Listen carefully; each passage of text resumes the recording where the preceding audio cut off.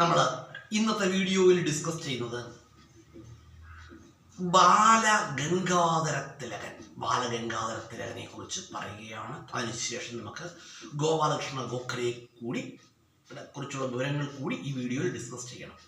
നമുക്ക് ആദ്യം ബാലഗംഗാധര തിലകൻ എന്ന് പറയുമ്പോൾ അദ്ദേഹം 1856 ജനിച്ചത്. 1856 ബാലഗംഗാധര തിലകൻ ജനിച്ചത്. അദ്ദേഹം ജനിച്ചത് മഹാരാഷ്ട്രയിലാണ്. അദ്ദേഹത്തെ കുറിച്ച് പറയുകയാണെങ്കിൽ അദ്ദേഹം ഒരു സംസ്കൃത പണ്ഡിതനായിരുന്നു, വേദ പണ്ഡിതനായിരുന്നു. അതുപോലെ തന്നെ അദ്ദേഹം ഒരു സ്വാതന്ത്ര്യ സമര സേനാനിയായിരുന്നു, ഒരു സാമൂഹ്യ പരിഷ്കർത്താവ് കൂടി ആയിരുന്നു. ആര്? ബാലഗംഗാധര തിലകൻ. ബാലഗംഗാധര തിലകനെ കുറിച്ച് പറയുകയാണെങ്കിൽ അദ്ദേഹത്തിന്റെ രാഷ്ട്രീയ പാർട്ടി ഏതാണെന്ന് ചോദിച്ചാൽ നമുക്ക് എല്ലാവർക്കും അറിയാം, ഇന്ത്യൻ നാഷണൽ കോൺഗ്രസ് ആണ്.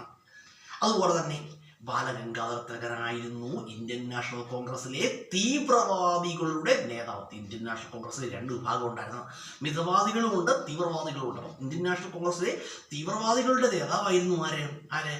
ബാലഗംഗാധര തിലകൻ. അതുപോലെ തന്നെ അദ്ദേഹത്തെ കുറിച്ച് പറയുകയാണെങ്കിൽ ബാലഗംഗാധര തിലകൻ ആരംഭിച്ച പത്രം ഏതായിരുന്നു? കേസരി എന്ന പത്രം ആരംഭിച്ചു ബാലഗംഗാധര തിലകൻ. കേസരി എന്ന പത്രം ആരംഭിച്ചത് ആരാണ്? ബാലഗംഗാധര തിലകനാണ്. അതുപോലെ തന്നെ അദ്ദേഹം പറഞ്ഞു ഒരു വാക്യമുണ്ട്, അതായത് സ്വാതന്ത്ര്യം എൻ്റെ ജന്മാവകാശമാണ്, അത് ഞാൻ നേടുക തന്നെ ചെയ്യും എന്ന് ആര് പറയുകയുണ്ടായി? ബാലഗംഗാധര തിലകൻ പറയുകയുണ്ടായി. സ്വാതന്ത്ര്യം എൻ്റെ ജന്മാവകാശമാണ്, ഞാൻ അത് നേടുക തന്നെ ചെയ്യും എന്ന് പറഞ്ഞതാരാണ്? ബാലഗംഗാധര തിലകനാണ്. അതുപോലെ ബാലഗംഗാധര തിലകനെ കുറിച്ച് പറയുകയാണെങ്കിൽ ഇന്ത്യൻ നാഷണൽ കോൺഗ്രസിന്റെ വാർഷിക സമ്മേളനങ്ങളെ അവധിക്കാല വിനോദ പരിപാടി എന്ന് ആര് വിളിക്കുകയുണ്ടായി? ബാലഗംഗാധര തിലകൻ വിളിക്കുകയുണ്ടായി. ഇന്ത്യൻ നാഷണൽ കോൺഗ്രസിന്റെ വാർഷിക സമ്മേളനങ്ങളെ അവധിക്കാല വിനോദ പരിപാടി എന്ന് വിശേഷിപ്പിച്ചു. ആര് വിശേഷിപ്പിച്ചു? ബാലഗംഗാധര തിലകൻ വിശേഷിപ്പിച്ചു. അതുപോലെ അദ്ദേഹത്തെ കുറിച്ച് പറയുകയാണെങ്കിൽ ബാലഗംഗാധര തിലകനെ കുറിച്ച് പറയുമ്പോൾ മഹാരാഷ്ട്രയിൽ ശിവജി ഉത്സവവും ഗണേശ ഉത്സവവും ആദ്യമായിട്ട് സംഘടിപ്പിച്ചത് ആരായിരുന്നു? ബാലഗംഗാധര തിലകനായിരുന്നു. അതുപോലെ തന്നെ നമ്മൾ പറഞ്ഞു, ബാലഗംഗാധര തിലകനാണ് ഗണേശോത്സവവും ശിവജി ഉത്സവവും ആദ്യമായിട്ട് മഹാരാഷ്ട്രയിൽ സംഘടിപ്പിച്ചത്. അതുപോലെ നമ്മൾ ഇനി പറയുന്നത് ഗോപാലകൃഷ്ണ ഗോഖലെയെ കുറിച്ച് പറയണം. ഗോപാലകൃഷ്ണ ഗോഖലെ 1866 ഗോപാലകൃഷ്ണ ഗോഖലെ ജനിക്കുന്നത്. അദ്ദേഹത്തെ കുറിച്ച് പറയുകയാണെങ്കിൽ അദ്ദേഹം ഒരു സാമൂഹ്യ പരിഷ്കർത്താവായിരുന്നു. അതുപോലെ തന്നെ അദ്ദേഹം ഒരു സ്വാതന്ത്ര്യ സമര സേനാനിയായിരുന്നു.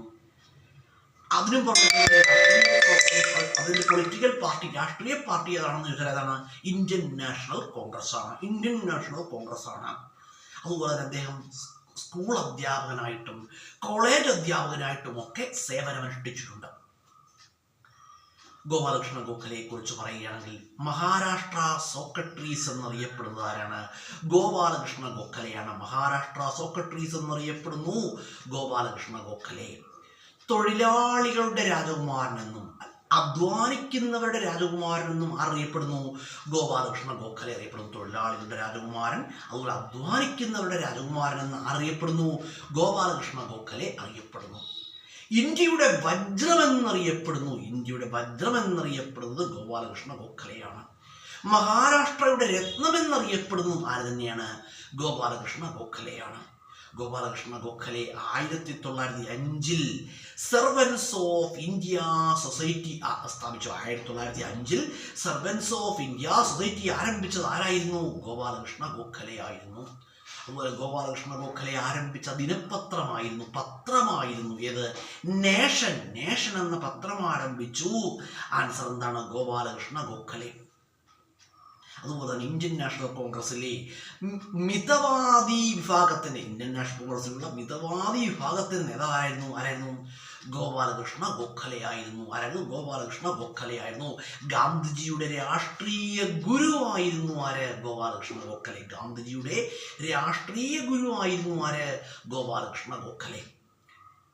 അതുപോലെ തന്നെ നമ്മൾ ഗോപാലകൃഷ്ണ ഗോഖലെയെ കുറിച്ച് പറഞ്ഞു. അതുപോലെ തന്നെ നമ്മൾ ഇന്നലെ വീഡിയോയിൽ പറയുണ്ടായി മദൻ മോഹൻ മാളവ്യ ജനിച്ചത് ഉത്തർപ്രദേശിലെ അലഹബാദിലാണെന്ന്. അലഹബാദിൻ്റെ പുതിയ പേരെന്താണെന്ന് അറിയാമോ? പ്രയാഗ്രാജ്. ഇപ്പോൾ കുംഭമേള നടക്കുന്ന സ്ഥലം പ്രയാഗ്രാജ്. പത്രങ്ങളിലും ടി വിയിലൊക്കെ നമുക്ക് കാണാം കുംഭമേള വിവരങ്ങൾ. കുംഭമേള നടക്കുന്ന സ്ഥലം ഏതാണ്? പ്രയാഗ്രാജ്. ഈ പ്രയാഗ്രാജ് സ്ഥിതി ചെയ്യുന്നത് എവിടെയാണ്? ഉത്തർപ്രദേശിലാണ്. ഒരു ദിവസം കൂടെ പറഞ്ഞുതരാം. ഇന്ത്യൻ തപാൽ സ്റ്റാമ്പിൽ പ്രത്യക്ഷപ്പെടുന്ന ആദ്യത്തെ ക്ഷേത്രം ഏതാണെന്ന് അറിയാമോ? മധുര മീനാക്ഷി ക്ഷേത്രമാണ്. ഇന്ത്യൻ തപാൽ സ്റ്റാമ്പിൽ പ്രത്യക്ഷപ്പെടുന്ന ആദ്യത്തെ ക്ഷേത്രം മധുര മീനാക്ഷി ക്ഷേത്രമാണ്. എവിടെയാണ്?